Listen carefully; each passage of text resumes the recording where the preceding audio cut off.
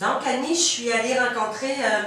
Ashby Oui. à l'hôtel Rimouski pour lui expliquer notre concept là, de ce n'est pas un souper, c'est un 5 à 7. Donc, il va nous préparer, il va y avoir 3 stations de bouffe dans de la façon dont on va monter notre salle.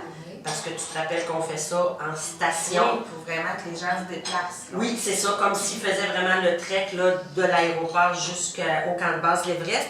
Donc, on va avoir le plat qui est vraiment là, hyper typique quand on va faire un trek au Népal, c'est le dalbat, dont Marc Côté nous a parlé, qui est du riz une boule de riz. Une boule de riz, c'est ça, que vraiment ça, les Sherpas mangent ça à tous les jours quand tu es au Népal. Donc on va avoir ça, on va avoir les momos qui sont comme des raviolis. En fait, ça peut être bouilli ou frit et c'est soit avec de la viande, des épinards ou du chou.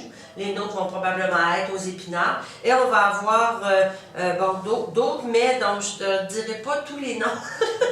Parce que bon, mais c'est vraiment, là, on est dans le mets typique népalais, épicé, très nourrissant, parce que quand on va en montagne, il faut qu'on mange comme il faut. Et tout ça va être, c'est ça, je l'ai redit à M.